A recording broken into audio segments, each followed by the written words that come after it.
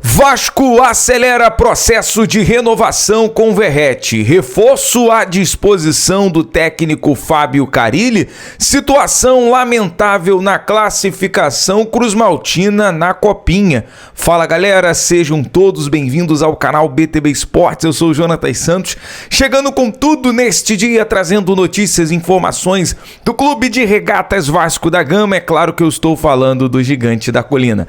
Mas antes eu peço na humildade, na moral, se você não é inscrito aqui no canal, não perca tempo. Botão abaixo, inscrito, inscreva-se, ative o sino das notificações. Na opção todos, deixa o like no vídeo, é importante para o nosso trabalho, é importante para o crescimento do canal.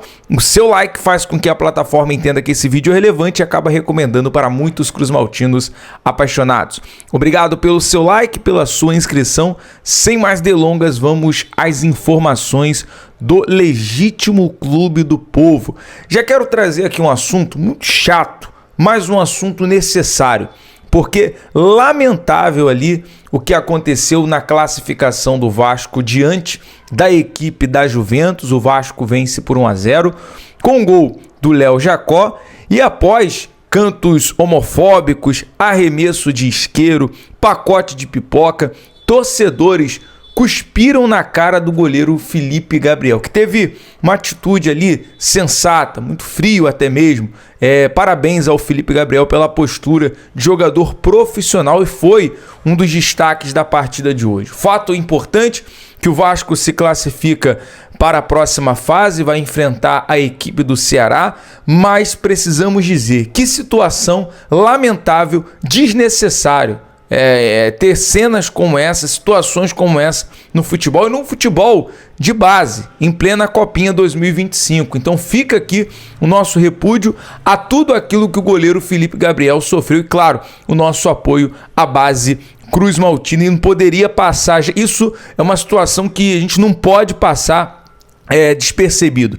Tem que ser cobrado, tem que ser punido de fato ali dentro da lei de uma maneira rigorosa, porque não podemos chamar atitudes como essa nem de torcedores. Isso não é atitude de torcedor.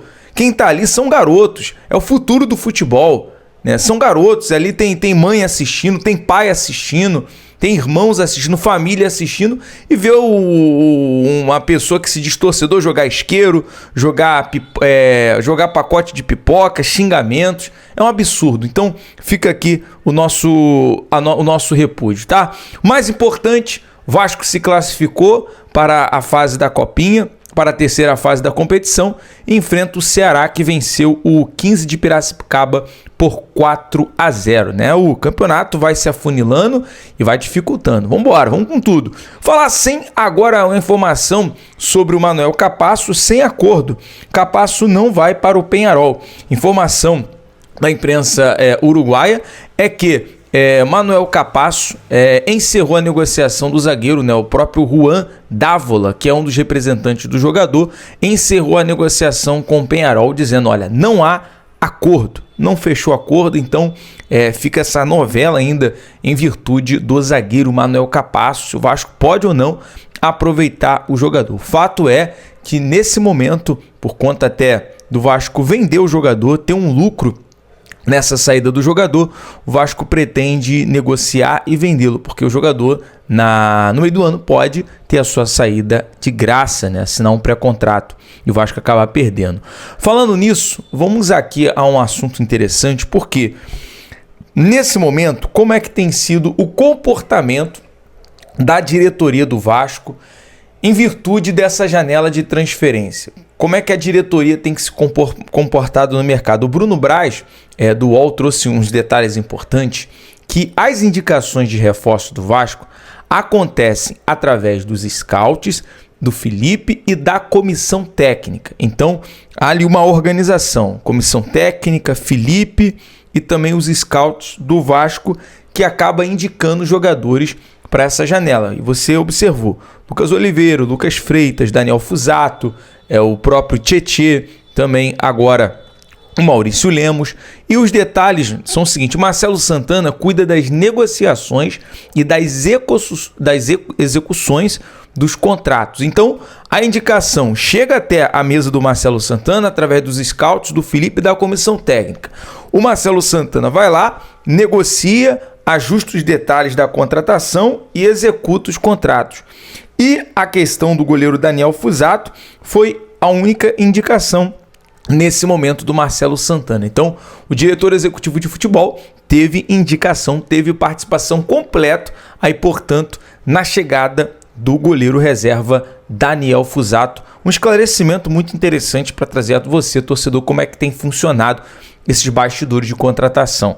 Bom, outro detalhe agora muito importante, e isso é importantíssimo para, de uma vez por todas, né, encerrar essa questão da novela. A gente sabe que hoje pro Verratti sair do Vasco é complicado, é muito difícil, e até um fator bom, o Vasco costurou bem essa questão da multa rescisória ser mais de 150 milhões de reais, e é um fator interessante para que o Vasco não saísse no prejuízo em caso de uma proposta muito alta pelo jogador.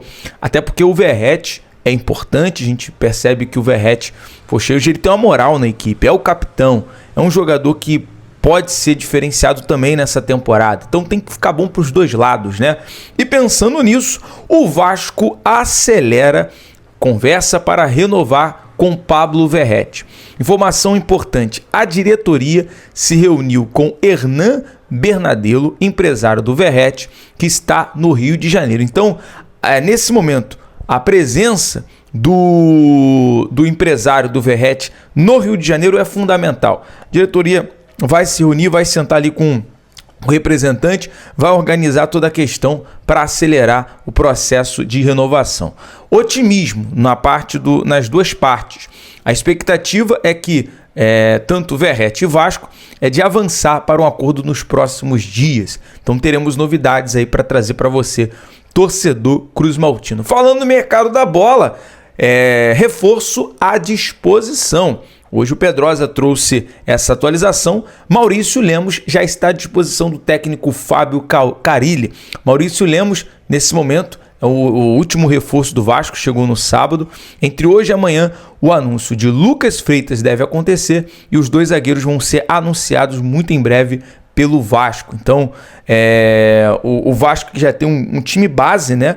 O time que ganhou de 7-0 do Porto Real no último final de semana foi importante ali, principalmente para ajustar o meio de campo. A dupla de zaga foi o João Vitor e o Lucas Oliveira. Lembrando, torcedor cruzmaltino, amanhã teremos ao vivo a apresentação oficial do Tietê e do Lucas Oliveira, exatamente. Ali por volta de 3 horas da tarde, até antes, vamos estar chegando no CT Moacir Barbosa para trazer total transmissão completa aqui no BTB Esportes da apresentação oficial do Tietê e do Lucas Oliveira, tá bom? E claro, muitos detalhes, muitas informações ali nos bastidores do CT, tem algum andamento em relação a jogador, a reforço.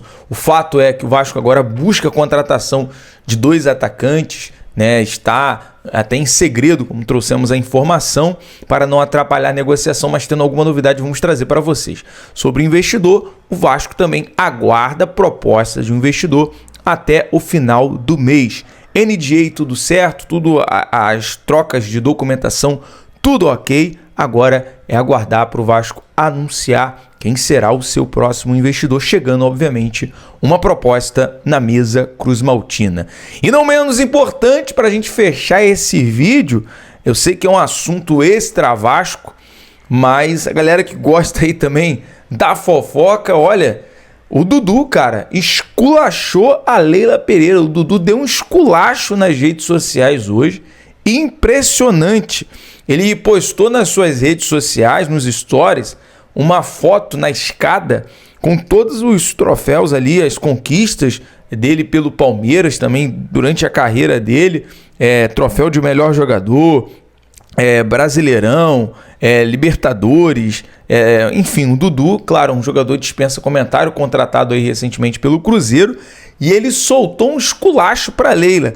O caminhão estava pesado e mandaram eu sair pelas portas do fundo. Cara, uma frase assim, mostrando uma certa mágoa, né? Aí ele comenta: minha história foi gigante e sincera, diferente da sua, senhora Leila Pereira. Me esquece, e xingou um palavrão, falando para Leila tomar suco de caju. O que vocês acham aí dessa questão envolvendo Dudu e Leila? Polêmica, né? No mínimo polêmico esse fato que a gente está trazendo aqui, porque repercutiu o dia, né? Foi o assunto da segunda-feira em relação a isso. A galera tá até brincando, né? Vai colocar o Dudu e a Leila de dupla ali no BBB para ver se dá certo. Mas são coisas do futebol, né, galera? A gente vai ficando por aqui. Obrigado a você que acompanhou até o final. Deixa o seu like, inscreva-se. Estamos juntos, BTB Esportes, em todos os lugares. Até amanhã no vídeo, nosso giro de notícias, e também na coletiva de apresentação dos reforços do Vasco. Um abraço!